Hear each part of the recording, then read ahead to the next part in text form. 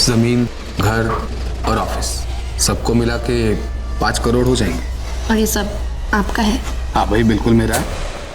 अगर जो कुछ आपका है वो मेरा हो जाए तो? पिला पिला कर मारने का इरादा है क्या? आप पियोगे, खूब पियोगे, होश में नहीं रहोगे, आसान हो जाएगा ना काम। तो नशे में गाड़ी ठोक दूंगा, घर पहुंचने की बजाय सीधा ऊपर चला जाऊंगा। एग्जैक्टली। खुद नहीं जाओगे तो मैं पहुंचा दूंगी। आप बस पियो, जितना जी चाहे उतना पियो।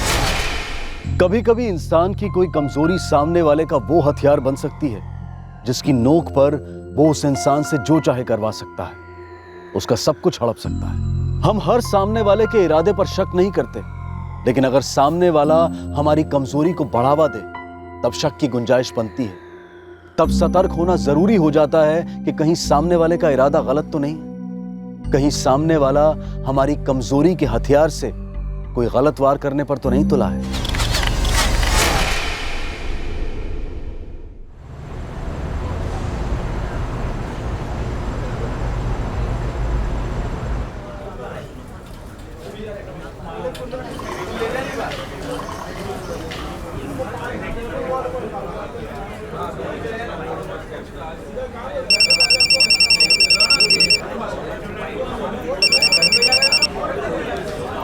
अब तुम पूछोगे निखिल कि कल हम जा रहे हैं कि नहीं? हाँ भैया, हम यही पूछने वाले थे। हाँ भाई, जा रहे हैं हम आजमगढ़, और साथ में अम्मा और रोहन भी चल रहे हैं हमारे साथ। भैया आप पी रहे हैं? हाँ, लेकिन थोड़ी सी पी है। भैया आप तो थोड़ा सीरियस हो जाइए, कल पहली बार अंकिता से मिलने जा रहे हैं। अंकिता से पहली बार मिल रहे हैं? शादी तो पहली बार नहीं कर रहे। लेकिन भैया आपकी शराब की आदत से कहीं बनती हुई बात ना बिगड़ जाए। बात कैसे बिगड़ेगी? अंकिता को सब पता है, हमने सब कुछ उसे पहले ही साफ साफ बता दिया। क्या बता दिया? यही कि शौक के लिए पी लेते हैं। मतलब? हम समझे नहीं। मतलब ये कि हम शौक के लिए पीते हैं, शराबी नहीं है। तो क्या आप रोज पीते हैं? लगभग रोज। देखो अंकिता, हम मिले, हमारे घर वाले मिलकर हमारा रिश्ता जोड़े, उससे पहले हमें लगा कि हम अपनी बुरी आदत के बारे में तुम्हें बता दें, सो हमने बता दिया। अब फैसला तुम्हें करना। अब आपने इतनी ईमानदारी से अपनी बुरी आदत भी हमारे सामने रख दी है, हम बोले तो क्या बोले? सब कुछ साफ साफ बोल दिया। भैया शादी से पहले की बात अलग होती है, शादी के बाद के हालात कुछ और होते हैं। हाँ भाई, तुम ठहरे शादीशुदा, हम ठहरे तलाकशुदा, अब तुम ही तो हमें सलाह मशवरा दोगे। भैया हम आपको सलाह नहीं दे रहे, हम और अम्मा तो बस यही चाहते हैं कि आपका घर फिर से बस जाए, आपको अच्छी पत्नी मिले और रोहन को माँ। अच्छा चल, अब रखते हैं, सुबह आजमगढ़ निकलने से पहले फोन करेंगे। ठीक है भैया, गुड नाइट। तो भैया जा रहे हैं कल? हाँ, कल सुबह निकलेंगे आगरा से और शाम तक आजमगढ़ पहुंच जाएंगे। अच्छा है ना, आप भी तो यही चाहते थे कि भैया आजमगढ़ जाएं और अंकिता से मिलें।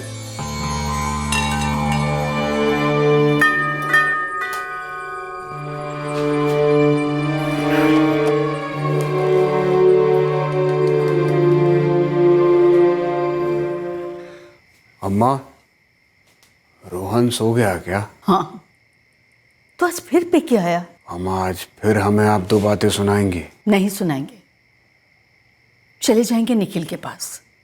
बस एक बार तेरी शादी अंकिता से करवा दें। याद है ना कल सुबह जाना है? हाँ माँ, याद है हमें, और ये भी याद है कि गाड़ी हमें चलानी है।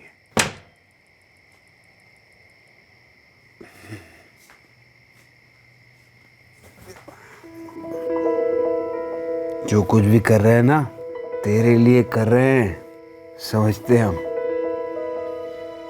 तू भी बहुत छोटा है, तुझे माँ की जरूरत है ना।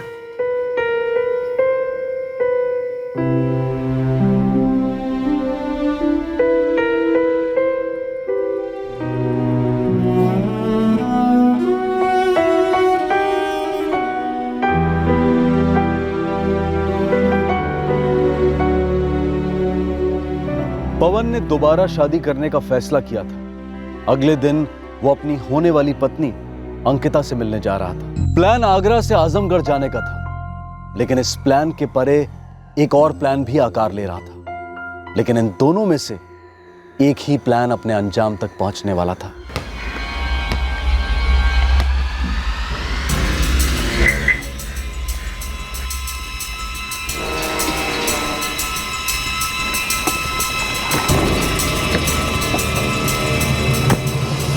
रोहन आ जाओ।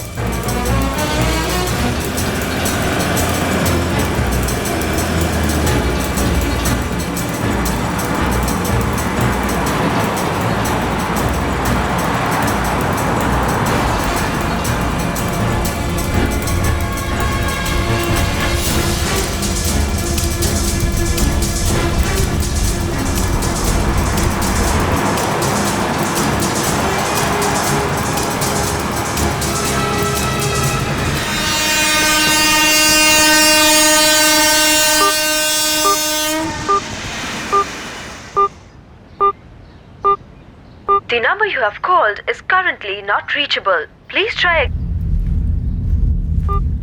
निखिल, ये लीजिए आपका Called is currently not reachable. क्या हुआ? भैया और अम्मा दोनों का ही फ़ोन नॉट रीचेबल आ रहा है। लेकिन आपकी सुबह ही तो बात हुई थी ना, जब वो लोग निकले थे। हाँ, लेकिन उस बात को 2 घंटे हो गए हैं। निखिल, आप परेशान मत होइए, हो सकता है हाईवे पे होंगे, नेटवर्क का कुछ प्रॉब्लम होगा। बाद में ट्राई करते हैं। ठीक है, बाय।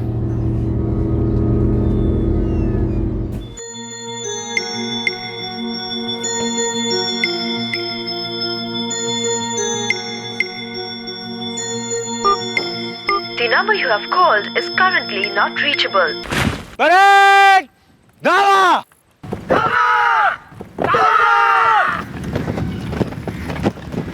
परेड! स्टंपिंग मार से चल!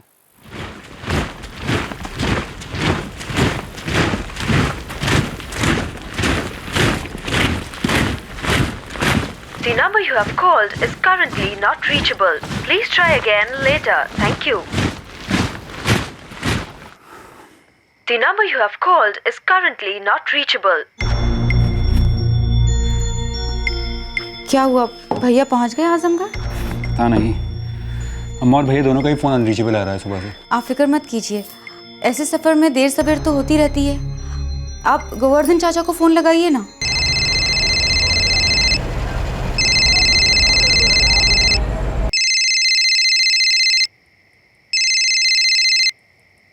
हाँ निखिल बेटा, कैसे हो तुम? हम ठीक है चाचा जी। पवन भैया से बात करनी थी। पवन तो अभी तक आया ही नहीं। हम भी तुमसे यही पूछने वाले थे कि ये लोग निकले भी हैं कि नहीं। चाचा जी, वो लोग तो आज सुबह ही निकल गए थे। हमारी बात भी हुई थी भैया से सुबह 7 बजे के आसपास। तो अब तक तो उन्हें आ जाना चाहिए था। हो सकता है रास्ते में गाड़ी वाड़ी खराब हो गई हो सकता है, पर अब तो हमें फिक्र होने लगी है। तो रास्ते में हो सकता है ट्रैफिक ज़्यादा हो, उसकी वजह से देर हो गई हो। हाँ चाचा जी, लेकिन फ़ोन तो करना चाहिए था। तुम फिक्र मत करो, हमें अंकिता के परिवार वालों को कल दोपहर के बाद ही मिलना है। और पवन बेचारा अकेला ही तो है ड्राइव करने वाला। थकान की वजह से हो सकता है कहीं रुक गए होंगे, सुबह तक आ जाएंगे। चाचा जी, देर रात हो या सुबह, जैसे ही वो लोग आए हमारी तुरंत बात कराइएगा। ठीक है बेटा। क्या हुआ? भैया अभी तक पहुंचे नहीं?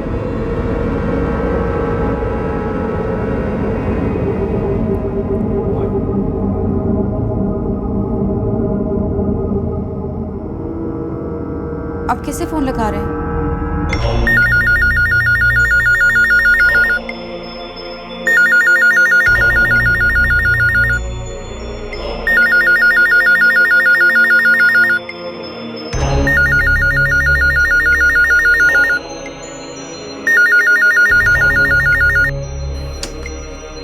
निखिल, आप फिक्र मत कीजिए, ऐसे सफर में तो देर सवेर होती रहती है ना।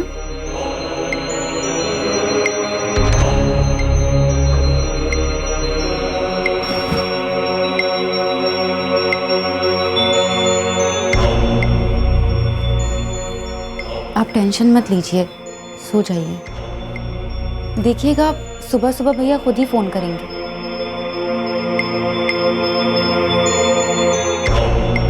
अगले दिन सुबह निखिल को फोन तो आया, लेकिन यह फोन पवन या उसकी मां ने नहीं किया। यह फोन उत्तर प्रदेश के बनारस शहर से आया, चौंकाने वाली जानकारी के साथ।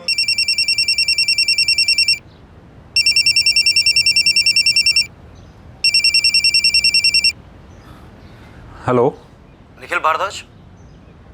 जी हाँ, बोल रहा हूँ। आप कौन? मैं सब इंस्पेक्टर विवेक माथुर बोल रहा हूँ, सांची नगर आउटर बनारस पुलिस स्टेशन से। जी बोलिए। देखिए, आज सुबह हमें एक कार मिली, डार्क ग्रे कलर की, जिसका नंबर है UP XX 298L। क्या ये गाड़ी आपकी है? हाँ, हमारी कार है। क्या हुआ? दरअसल आपकी ये गाड़ी हमें बनारस हाईवे के पास जंगलों में मिली।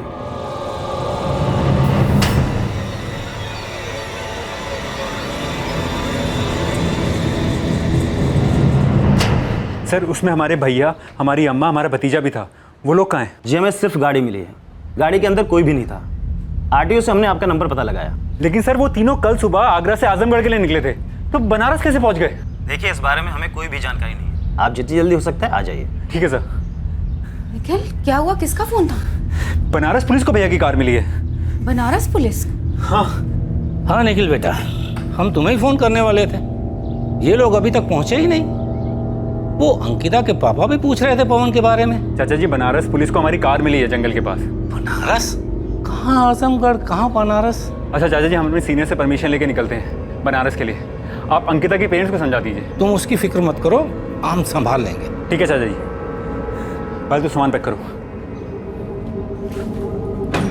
बात काफी सीरियस है, तुम्हें जल्द से जल्द निकलना चाहिए। मैं उम्मीद करता हूं कि तुम्हारी फैमिली सेफ होगी। मैं भी यही प्रे कर रहा हूँ, बट बहुत टेंशन हो रही है सर। I can understand. तुम जल्द से जल्द बनारस पहुंचो। अगर तुम्हें किसी भी तरह की मदद की जरूरत हो तो मुझे जरूर बताना। Thank you sir.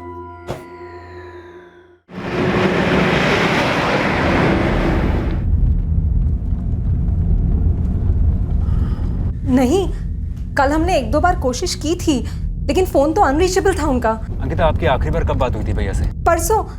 तब उन्होंने हमसे कहा कि कल वो गोवर्धन चाचा के यहाँ आ जाएंगे और आज वो हमारे घर आने वाले थे। हम आज बनारस पहुंच जाएंगे, अब वहीं जाके कुछ पता चलेगा। सुनिए, जैसे ही आपको कुछ पता चले हमको भी एक कॉल कर दीजिएगा। हाँ ठीक है।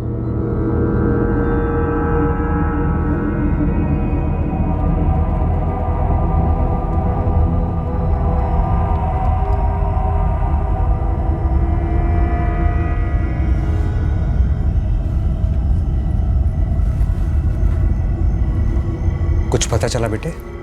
निखिल भैया आज बनारस पहुंचने वाले हैं। बनारस पुलिस को पवन जी की गाड़ी मिली है। आज ही तो सब कुछ तय होने वाला था, पता नहीं किसकी नजर लग गई।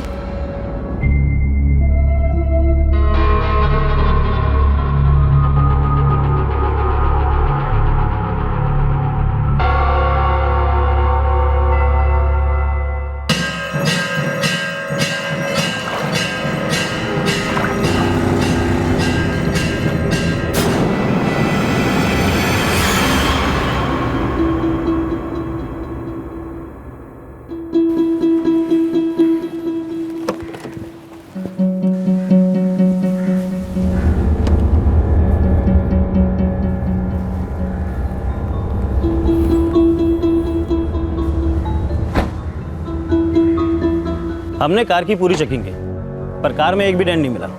इसका मतलब कि एक्सीडेंट हुआ ही नहीं है। लेकिन सर उनका सारा सामान गायब है, हो सकता है उन्हें किसी ने लूट लिया हो। अगर किसी चोर ने लूटा होता तो वो कार छोड़ के क्यों जाता? निखिल ऐसा भी तो हो सकता है कि माँ, भैया और रोहन निकले ही ना हो आगरा से आजमगढ़ के लिए। हो सकता है कि वो घर पे हों। वो आगरा में होते तो कार यहाँ क्या कर रही है? और अगर घर पर होते तो लैंडलाइन का नंबर तो उठाते ना। मुझे लगता है कि हमें एक बार आगरा का घर जाके चेक करना चाहिए।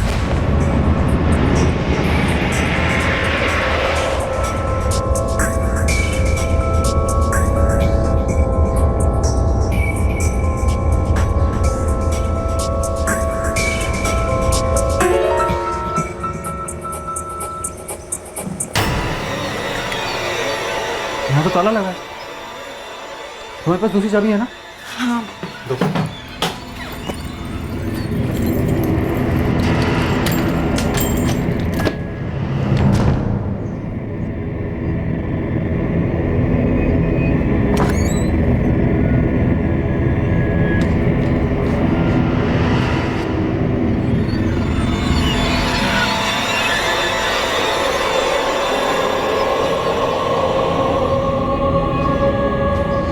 तो कोई भी नहीं, और ऐसा भी लगता है कोई जबरदस्ती घर के अंदर घुसा हो।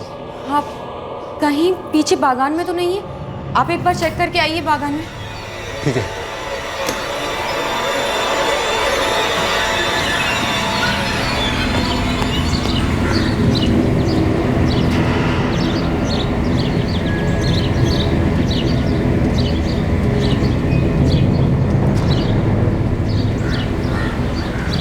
you have called is currently not reachable. Please try again. नहीं लग रहा पायल, हमें डर लग रहा है। वो पक्का आजमगढ़ के लिए निकले थे। ये रास्ते में उनके साथ कुछ। नहीं, कैसी बात कर रहे हैं आप? सर 2 दिन पहले यानी 16 अप्रैल को सुबह करीब 7 बजे हमारी अम्मा, हमारे भैया और हमारा भतीजा तीनों हमारी कार में आगरा से आजमगढ़ के लिए निकले थे। सर 2 दिन हो गए, अभी तक उनसे कांटेक्ट नहीं हो पा रहा है और उनका फ़ोन अनरीचेबल आ रहा है। कल यानी 17 अप्रैल को बनारस पुलिस को वही कार आउटर बनारस के जंगल के पास मिली। आपकी उनसे आखिरी बार बात कब हुई थी? सर 16 की सुबह करीब 7 बजे।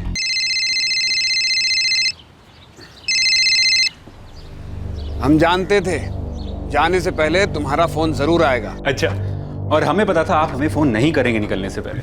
बेटा तुम चलते हो हमारी आज़ादी से, इसीलिए हमारी शादी करवा देना चाहते हो, है ना? अरे भैया, हम तो सिर्फ इतना चाहते हैं कि आप लाइफ में सेटल हो जाएं, और हमारे ख्याल से अंकिता जी आपके लिए बिल्कुल सही हैं। भैया जो हुआ उसे भूल जाइए और आगे की सोचिए। रोहन चलो गाड़ी में बैठो। वैसे भैया आपको 7 बजे निकलना था ना, आप निकले नहीं अभी तक? अरे सारी तैयारी हो चुकी है, सामान डिक्की में रखा जा चुका है, अम्मा और रोहन गाड़ी में बैठ चुके हैं। बस 1 मिनट के अंदर आजमगढ़ के लिए मार्च शुरू होगी। और इसके 2 घंटे बाद से करीब 9 बजे से मैं उनका फ़ोन ट्राई कर रहा हूँ, लेकिन उनका फ़ोन नॉट रीचेबल आ रहा है। आपके भाई आजमगढ़ जा रहे थे अपनी शादी के लिए लड़की देखने? जी सर, अंकिता नाम है उनका। दरअसल हमारे चाचा जी जो आजमगढ़ में रहते हैं वही ये रिश्ता लाए थे। ये हमारे भैया की दूसरी शादी होने वाली थी। आपके भाई जा रहे थे आजमगढ़, गाड़ी मिलती है बनारस में, वो भी खाली बिना सामान के? जी सर। हम मिसिंग केस दर्ज करके तहकीकात शुरू करते हैं। इसके लिए हमें आपके भाई, आपकी माँ और आपके भतीजे की फोटो चाहिए।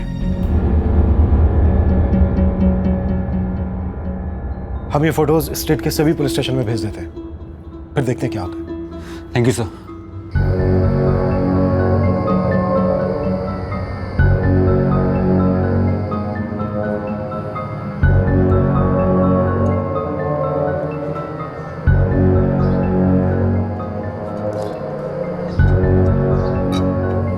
सुनिए, कहीं रजनी को पता तो नहीं चल गया कि भैया दूसरी शादी कर रहे हैं? पवन भारद्वाज, उसकी मां, उसका बेटा रोहन, क्या हुआ था इन तीनों के साथ? कहां थे ये तीनों? बहुत जल्द इन सवालों का बांध टूटने वाला था। कई संभावनाएं, कई अलग अलग एंगल्स एक बाढ़ की शक्ल में उभर कर आने वाले थे। संभावनाओं और शक की ये बाढ़ कई खोखले रिश्तों को जड़ समेत उखाड़ कर फेंकने वाली थी। ऐसी ही एक रिश्तेदार थी रजनी, पवन की पहली बीवी, रोहन की मां। रजनी को शायद पता चल गया हो, और तुम क्यों पूछ रही हो? बस ऐसे ही मन में ख्याल आया कि कहीं क्या? पायल, कहीं तुम ये तो नहीं सोच रही कि रजनी ने कुछ? नहीं, ऐसा नहीं है। बस हमारा मन बहुत घबरा रहा है, बहुत बुरे बुरे ख्यालात आ रहे हैं मन में। कहीं अम्मा, भैया और रोहन के साथ कुछ गलत ना हो गया।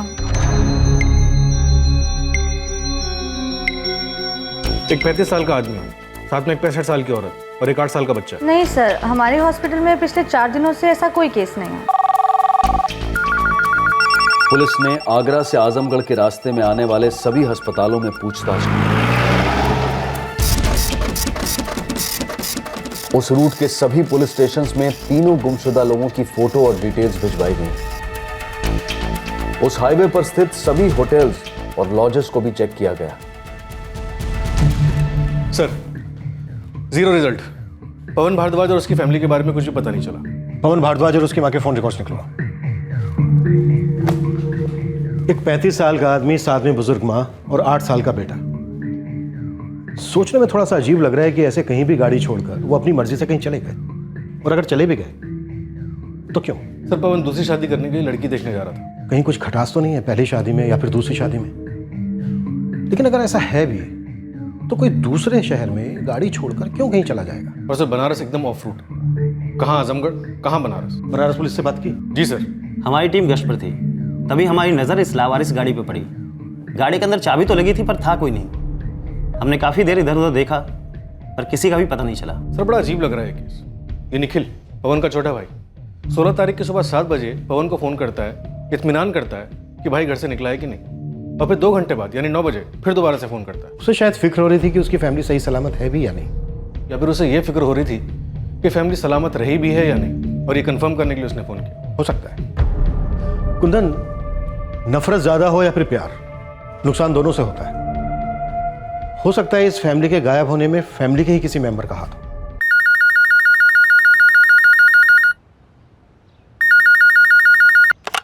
हेलो, हम रजनी बोल रहे हैं।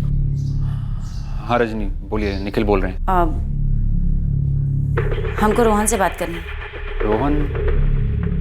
रोहन तो अभी यहाँ नहीं है। कहाँ गया? हम पवन का फ़ोन भी लगा रहे थे, बहुत बार ट्राई किया, अनरीचेबल बता रहा है। भैया, अम्मा और रोहन तीनों आजमगढ़ गए हैं। भैया शायद अपना फ़ोन चार्ज करना भूल गए।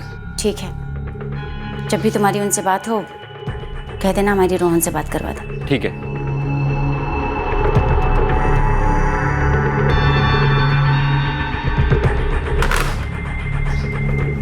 इस वक्त रजनी का फ़ोन आना कुछ अजीब नहीं लगता? रोहन से बात करना चाहती है। भैया का फ़ोन नहीं लग रहा, इसलिए लैंडलाइन पे फ़ोन किया। पता नहीं निखिल, हमें कुछ अच्छा नहीं लग रहा है। बहुत घबराहट सी हो रही है। ऐसा लग रहा है जैसे कुछ अनर्थ होने वाला है।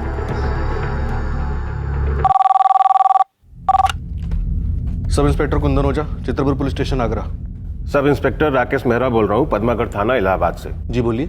आपने 3 मिसिंग लोगों के फोटोज सर्कुलेट किए थे, पवन भारद्वाज और उसके परिवार के। हाँ, कुछ पता चला उनके बारे में? उनमें से जो 8 साल का बच्चा मिसिंग है, रोहन भारद्वाज। क्या पता चला उनके बारे में?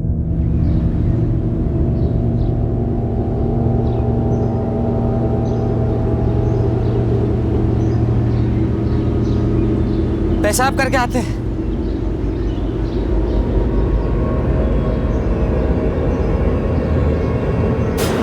शंभू, राघव। रोहन भारद्वाज। बच्चे के साथ उसके पिता और दादी भी थे, उनका कुछ पता चला? जी नहीं, जहां हमें रोहन की लाश मिली थी हमने आसपास का सारा एरिया छान मारा, हमें और कोई बॉडी नहीं मिली। पवन भारद्वाज, उसकी मां नंदिता भारद्वाज और पवन के 8 साल के बेटे रोहन भारद्वाज के गायब होने के 2 दिन बाद रोहन की लाश मिली। मामला काफी संगीन हो चुका था। पुलिस की शक की सुई अब दूसरे प्लान की तरफ घूमने लगी, जो शायद पवन की फैमिली के आजमगढ़ जाने के प्लान के साथ साथ बनाया गया था।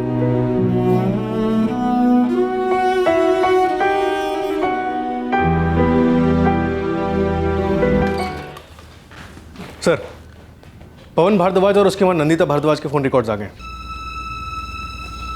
क्या कहते हैं ये phone records? Phone switch off होने से पहले लास्ट लोकेशन थी इटावा। इटावा?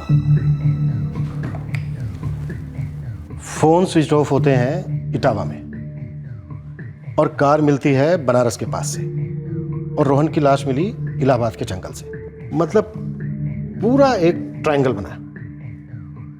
लगता है ये ट्रायंगल किसी ने हमें उलझाने के लिए बनाया होगा।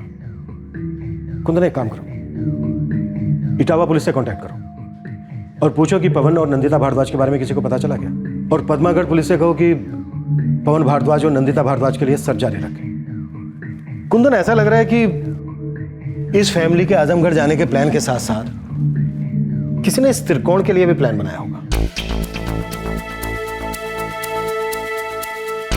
पवन भारद्वाज और नंदिता भारद्वाज को ढूंढने के लिए इलाहाबाद के बाहर के एरियाज में एक मैसिव सर्च ऑपरेशन शुरू किया गया।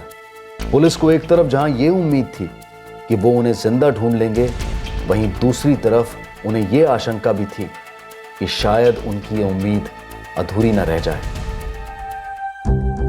किसने मारा हमारे रोहन को? रोहन की बॉडी पुलिस को आउटर इलाहाबाद से मिली। पवन कहाँ निकल? भैया और अम्मा का अभी तक कुछ पता नहीं चला। कहाँ छुपा बेटा वो? क्यों किया उसने हमारे बेटे के साथ ऐसा? ये क्या कह रही हो तुम? क्यों मारा हमारे बेटे को उसने? क्यों मारा हमारे बेटे को? क्यों किया हमारे रोहन के साथ ऐसे? रोहन भैया का भी बेटा था। 4 साल का था जब तुम उसे अकेला छोड़ के चली गई थी, जब उसे तुम्हारी सबसे ज्यादा जरूरत थी।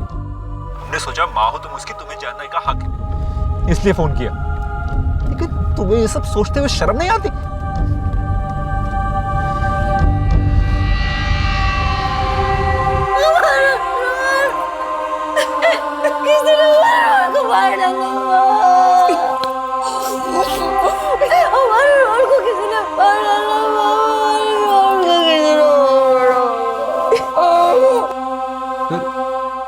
हम कुछ समझे नहीं। तुम्हारे भाई आजमगढ़ जाने वाले हैं, ये बात किन किन लोगों को मालूम थी? हमें, हमारी पत्नी और गोवर्धन चाचा को, जिनके यहाँ वो रुकने वाले थे। और अंकिता और उसके परिवार को? जी हाँ सर। निखिल, तुम्हारे भाई की शादी तुम्हारे भाई की मर्जी के खिलाफ हो रही थी क्या? बिल्कुल नहीं सर। जब ये बात आई थी तब भैया शुरुआत में थोड़ा हिचकिचा रहे थे दूसरी शादी करने के लिए। फिर भैया ने काफी सोचा और हाँ कर दी। ये प्लान भी काफी सोच समझ कर बनाया गया था। कैसा प्लान सर? हमें लगता है तुम्हारे भाई के आजमगढ़ जाने के प्लान के साथ साथ किसी ने एक और भी प्लान बनाया था। हर जुर्म के पीछे एक मकसद होता है, इस जुर्म के पीछे भी था, लेकिन हम ठीक से देख नहीं पाए। तुम्हारे भतीजे को मार डाला गया, तुम्हारा भाई और मां मिसिंग है। तुम्हारे भतीजे की लाश हमें कहीं और से मिलती है, तुम्हारे भाई की कार कहीं और से, तुम्हारे भाई और मां के फोन कहीं और स्विच ऑफ होते हैं। तो जाहिर सी बात है कि प्लान काफी पहले से बनाया जा रहा था। एक बड़ा प्लान, एक बड़ा मकसद हासिल करने के लिए।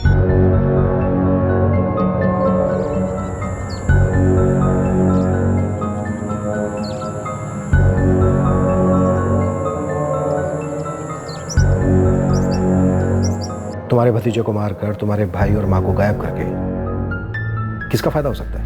हमारी तो कुछ समझ में नहीं आ रहा सर। Excuse me. हाँ कुंदन बोलो। सर, इस पवन भारद्वाज की प्रॉपर्टी किसी सोने की खदान से कम नहीं है। कोठी और बागान दोनों मिलाकर टोटल वैल्यू करीब 5 करोड़ की होगी। किसके नाम पर है प्रॉपर्टी? सारी प्रॉपर्टी पवन और निखिल के पिता पुरुषोत्तम भारद्वाज के नाम पर। हालांकि उन्होंने कोई वसीयत तो बनाई नहीं, लेकिन जाहिर है दोनों बेटों का हक तो होगा ही उसमें, और रोहन का भी होगा ही। निखिल, तुम्हारा भाई और मां कहाँ है? आप हमसे पूछ रहे हैं? सर शायद आप भूल रहे हैं कि हमें उनकी मिसिंग की रिपोर्ट लिखाने आए थे। नहीं भूल रहे। और यह भी नहीं भूल रहे मिस्टर निखिल कि 16 अप्रैल को तुम्हें अपने भाई की कुछ ज्यादा ही फिक्र हो रही थी। सुबह 7 बजे यह जानने के लिए फोन किया कि तुम्हारा भाई घर से निकला है या नहीं, और उसके 2 घंटे बाद यह जानने के लिए फोन किया कि वो इस वक्त कहां पर है। फोन ट्राई करना कोई गुनाह है क्या? बिल्कुल गुनाह नहीं, लेकिन डिपेंड इस बात पर करता है मिस्टर निखिल कि फोन किस इरादे से किया गया है। इरादा क्या हो सकता है सर? हमें अपने भाई की फिक्र थी बस। भाई की या प्रॉपर्टी की? ये क्या बकवास कर रहे हैं सर आप? देखिए, हमारा भतीजा मारा गया है, हमारी अम्मा हमारे भैया मिल नहीं रहे हैं, और आप उन्हें ढूंढने के बजाय हम पर ये घटिया इल्जाम लगा रहे हैं। 5 करोड़ बहुत बड़ी रकम होती है मिस्टर निखिल। किसी का भी माल किसी की भी नियत तक मंगा सकती है। सर कैसी बात कर रहे हैं आप? मेरे पति सीआरपीएफ में ऑफिसर है, अच्छा कमा लेते हैं, और वैसे भी बागान का सारा मुनाफा तो भैया को जाता है। इनकी जिंदगी में पैसों से ज्यादा रिश्ते मायने रखते हैं। बहुत लगाव है इन्हें अपने भैया से। जब उनकी शादी टूटी थी तो इन्होंने ही उन्हें संभाला था। इन्हें बागान के पैसे और मुनाफों में कोई दिलचस्पी नहीं है, और ना ही थी। पैसों की नहीं, हमें अपने भाई की फिक्र है। बागान के फल बेचकर जो भी पैसे आते हैं भैया शराब में उड़ा देते हैं। कई बार तो अम्मा को हम पैसे भेजते थे घर चलाने के लिए। देखिए सर, आप जो भी सोच रहे हैं बिल्कुल गलत है। गलत तो उन लोगों की सोच होती है निखिल, जो एक जमीन के टुकड़े के लिए अपनों के टुकड़े टुकड़े करने में जरा भी नहीं हिचकिचाते। और ऐसा हमने 1-2 नहीं, कई केसेस में देखा है। आप हमारी अम्मा और हमारे भैया को ढूंढे और ये पता लगाइए हमारे भतीजे को किसने मारा। आप अपना काम ठीक से करिए, सारे इल्जाम हम पर मरने का शॉर्टकट मत अपनाइए। ऐसे ताने भी हमने कई केसेस में सुने कि हम अपना काम ठीक से नहीं कर रहे हैं, शॉर्टकट अपना रहे। बैठिए बैठिए बैठिए। हमने अच्छी तरह से समझ लिया मिस्टर निखिल कि आप कितने जिम्मेदार बेटे हैं, कितने जिम्मेदार भाई हैं। लेकिन आपकी जानकारी के लिए बता दो मिस्टर निखिल कि आपके भाई की दूसरी शादी की प्लानिंग के साथ साथ एक और प्लानिंग की जा रही थी, जिसके चलते ये सब हुआ। और चाहे कुछ भी हो जाए, हम इस प्लान का पर्दाफाश करके रहेंगे।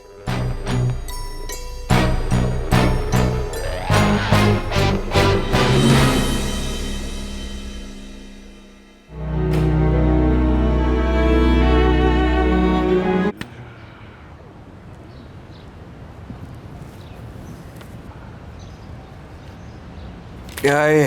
डिवोर्स पेपर हमने साइन कर दिया। जब आप पूरी तरह से होश में आ जाए तो खुद भी कर दीजिएगा। हम जा रहे हैं।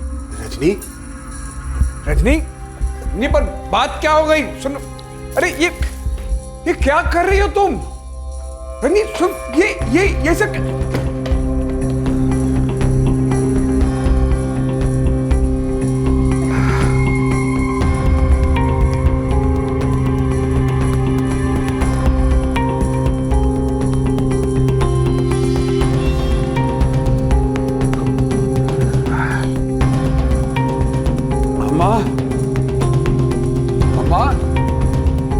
ये क्या कर रही है रजनी? अब होश आ गया तुमको? रजनी ऐसे कैसे जा रही है अचानक? अचानक कुछ भी नहीं हुआ है पवन। कितना दिन से वो धमकी दे रही थी, अरे हमारे सर पे नाच रही थी सो अलग। पर तुम्हें कहाँ दिखाई देता है? तुम तो अपने नशे में मस्त थे।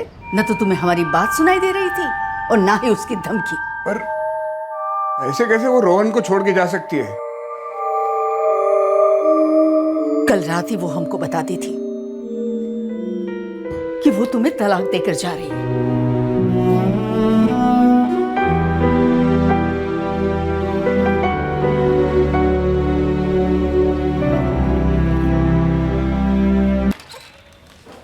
सर, निखिल के फोन रिकॉर्ड स्कैन किए, शक करने जैसा कुछ भी नहीं निकला। पद्मागढ़ पुलिस से कुछ पता चला? नहीं सर। इस बात के चांसेस कुछ कम ही लग रहे हैं कि पवन भारद्वाज और उसकी मां नंदिता भारद्वाज इस समय जिंदा हो। हाँ, अगर ये गायब होने का प्लान उन्होंने खुद ही बनाया है तो बात अलग है। सर लेकिन वो ऐसा करेंगे क्यों? पवन को आखिर अपने बेटे को मार के मिलेगा क्या? और अगर वो ऐसा सोचे भी तो इन सब में उनकी माँ क्यों उनका साथ देगी? रोहन आखिर पोता था उनका। इस केस में ना तो कोई सस्पेक्ट ना ही कोई मकसद सामने आ रहा है। चलो मान लेते हैं कि प्रॉपर्टी कोई मकसद नहीं था, तो कहीं ऐसा तो नहीं है कि ये दूसरी शादी वजह है इनके गायब होने के पीछे? सर अगर ये शादी वाला एंगल सोचे भी तो इन सब के पीछे दो औरतों को सबसे ज्यादा फर्क पड़ने वाला था। एक पवन की एक्स वाइफ रजनी और दूसरी उसकी होने वाली बीवी अंकिता। हो सकता है इन दोनों के पास मोटिव हो। रजनी को अपने एक्स हस्बैंड की दूसरी शादी की बात सुनकर गुस्सा आया हो,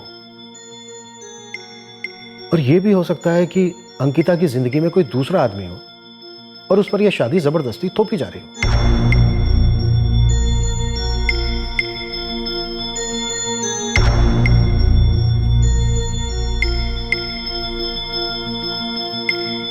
हमारी निखिल से बात हुई, पवन और उसकी मां का अभी तक कुछ पता नहीं चल पाया। एक्स वाइफ और होने वाली वाइफ दोनों पर शक बनता है। एक काम करो, एक्स वाइफ रजनी के फोन रिकॉर्ड्स निकलवाओ, सबसे पहले उसी से सवाल जवाब करते हैं। सर अपना कोई खबरी है आजमगढ़ में? एक है सर, चंदू। उसे कहो कि अंकिता की कुंडली निकाले और पता करे कि यह शादी वो अपनी मर्जी से कर रही थी या मजबूरी में। नो सर, अभी तक उनकी कोई खबर नहीं मिली, और मुझे यकीन है कि वो दोनों जरूर मिलेंगे जिंदा। हाँ जरूर मिलेंगे, लेकिन तुम हिम्मत मत हारना। अगर तुम चाहो तो इन्वेस्टिगेशन स्पीड अप करने के लिए मैं हायर अथॉरिटी से बात कर सकता हूँ। थैंक यू सर, लेकिन उसकी जरूरत नहीं पड़ेगी। छुट्टियों की फिक्र मत करना, I will take care of that. Thank you sir, thank you so much.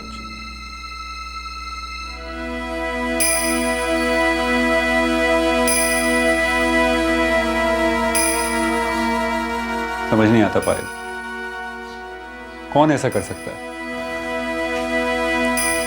Nikhil, हमें लगता है कि शायद रजनी को ये बात जरूर चुभी होगी कि भैया दोबारा शादी करने वाले हैं। सच कहें तो हमें समझ में नहीं आता निखिल कि एक औरत तलाक देके अपने 4 साल के बच्चे को छोड़ के कैसे जा सकती है। ना तो उसने हर्जाना मांगा और ना ही रोहन की कस्टडी। हमें लगता है कि वो मन ही मन गुस्सा पाल रही थी, और जब उसे भैया की दूसरी शादी का पता चला तो गुस्सा फूट गया। आप हमसे क्या बात करना चाहते? रजनी जी, आपके बेटे को मारा गया है और आपके एक्स हस्बैंड गायब है। सही कहा आपने। एक साल 4 साल पहले रिश्ता टूट चुका था हमारा। अब हमारा उनसे कोई लेना देना नहीं। और अपने बेटे से? वो तो रहा नहीं इस दुनिया में। हम उसी के कातिलों को ढूंढने के लिए आपसे कुछ सवाल करना चाहते हैं। हमारे पास आपको बताने के लिए ऐसा कुछ भी नहीं है। वो हम जान लेंगे। फिलहाल आप ये बताइए कि आप कल खुद आ रही हैं या टीम भेजूं आपको यहाँ लेकर आने के लिए? हमको पता है कि आप ये पूछताछ के बहाने बुलाकर सवालों के जाल में हमको फांसेंगे और ये साबित करना चाहेंगे कि सब कुछ हमने किया। देखिए रजनी जी, एक मर्डर केस और मर्डर केस से ताल्लुक रखने वाले हर किसी से हम पूछताछ करते ही हैं। इसे रूटीन इंक्वायरी कहते हैं। हो सकता है हमें आपसे कुछ ऐसी इन्फॉर्मेशन मिले जो इस केस को सुलझाने में हमारी मदद कर सके। अब आप बताइए, आप हमारी मदद करेंगे या हमें जबरदस्ती आपसे मदद लेनी होगी? पुलिस का फोन था? हाँ, वो हमसे कुछ सवाल करना चाहते हैं। कल बुलाया है। बेटा, रोहन के दाह संस्कार के बारे में क्या कहा निखिल ने? वो लोग चाहते हैं कि पवन ही रोहन की चिता को आग दे, लेकिन जब तक सब मिल नहीं जाते हमको इंतजार करना पड़ेगा। पवन को छोड़ने का तेरा फैसला बिल्कुल सही था, वो आदमी, वो घर तेरे लायक नहीं थे। काफी कुछ भुगता तूने वहां, लेकिन बेटा रोहन को छोड़ना गलत था। उस बेचारे की कहाँ कोई गलती थी। सही कह रहे बाबा। अब हमको एहसास हो रहा है कि हमने कितनी बड़ी भूल कर दी। हमको रोहन को छोड़कर नहीं आना चाहिए था। ये रजनी का कैरेक्टर कोई समझ में नहीं आ रहा है। रजनी को तो उल्टा हमारा सपोर्ट करना चाहिए। उसके अपने बेटे को मारा गया। ये हमारी क्वेश्चनिंग से इतना घबरा क्यों रही है? मुझे भी ये बात काफी अजीब लगी सर। उसे सख्ती से समझाया है, कल आएगी जरूर। निखिल के बारे में कुछ पता चला? नहीं सर, निखिल के बारे में जिससे भी पूछा उनका कहना है कि दोनों भाइयों में काफी अच्छी बनती थी। और अंकिता? अंकिता की किसके साथ बनती थी? सर चंदू ने बताया अंकिता काफी सीधी सादी लड़की है। साहब ये अंकिता ग्रेजुएट है साहब, कंप्यूटर का एक कोर्स भी की है। आजमगढ़ में एक छोटा सा कंपनी है, वहीं पे नौकरी करती है। और लफड़ा वफड़ा तो बहुत दूर का बात है, कोई लड़का से खास दोस्ती भी नहीं है उसका। कभी ऑफिस में कोई दोस्त रहा हो या फिर कॉलेज में? ऐसा कुछ तो मालूम नहीं चला है साहब। इसका शादी जो है वो माए बाप फिक्स किए हैं। मगर साहब एक बात है जो हमको हजम नहीं हो रहा है साहब। क्या? ये जो पवन भारद्वाज है, एक 8 साल के बच्चे का बाप है। दोबारा इसका बैंड बाजा बजने जा रहा है। जो अंकिता है 27 साल की कुंवारी लड़की, ऊपर से सुंदर, तो क्या मतलब बनता है कि एक तलाकशुदा आदमी के साथ शादी करने के लिए रेडी हो गई? कहीं ऐसा तो नहीं कि पवन भारद्वाज और अंकिता ने मिलकर ये प्लान बनाया हो? क्योंकि हो सकता है अंकिता ने पवन से कहा हो कि उसे ये बच्चा नहीं चाहिए, और रोहन को रास्ते से हटाने के लिए दोनों ने प्लान बनाया हो, और पवन खुद कहीं गायब हो गया हो ताकि उस पर किसी को शक ना जाए। मतलब बच्चा किसी को नहीं चाहिए था। माँ ने तो बच्चा पहले छोड़ दिया था, और अब बाप को बच्चा दूसरी शादी में रुकावट लग रहा होगा, इसीलिए उसे रास्ते से हटा दिया गया। अभी तक हमें सिर्फ बच्चे की बॉडी मिली है। हो सकता है पवन भारद्वाज और उसकी मां नंदिता भारद्वाज कहीं छुप कर बैठे हो, और कुछ दिनों बाद मामला ठंडा होने पर कोई मनगढ़ंत कहानी लेकर खुद सामने आ जाए। क्या वाकई ऐसा कुछ हुआ था जैसा कि पुलिस सोच रही थी? क्या पवन और उसकी मां जानबूझकर गायब हुए थे? क्या दोनों प्लान पवन ने ही बनाए थे? इन सभी सवालों के जवाब पुलिस को अगले 24 घंटों में मिल गए। सब इंस्पेक्टर मुनीश दुबे बोल रहा हूँ, आउटर लखनऊ पुलिस स्टेशन से। जी मनीष जी, कहिए। कुछ दिन पहले आपने हमें 3 लोगों के फोटो भेजे थे। उन 3 लोगों में से 2 के बारे में हमें आज पता चला है। कहाँ मिले आपको वो लोग? सर, यहाँ पर एक और लाश मिली, उस तरफ। उन दोनों के मोबाइल फोन्स भी उनकी बॉडीज के पास ही मिले, लेकिन मोबाइल फोन में एक बात ऐसी थी जो हमको बहुत अजीब लगे। कब हुई उन दोनों की मौत? सर पोस्टमार्टम 22 तारीख को किया गया था, और पोस्टमार्टम रिपोर्ट के हिसाब से मौत को हुए 72 घंटे से ऊपर बीत चुके थे। बॉडीज काफी सड़ चुकी थी, इसलिए एग्जैक्ट डेट बता पाना मुश्किल है। हो सकता है ये दोनों मर्डर्स भी 16 अप्रैल को ही हुए हो।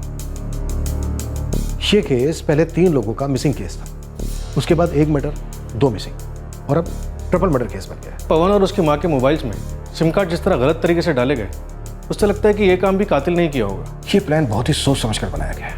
ये किसी बहुत ही शातिर दिमाग आदमी का काम है।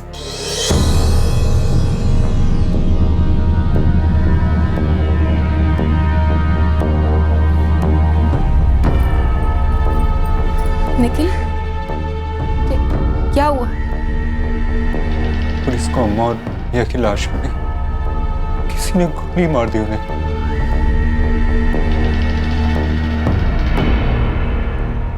आठ साल के रोहन की मौत ने सबको चौंका दिया था, लेकिन जब ये पता चला कि 3 लोगों की हत्या हुई है, तो इस खबर ने सिर्फ विक्टिम के परिवार को ही नहीं बल्कि पूरे शहर को सकते में डाल दिया।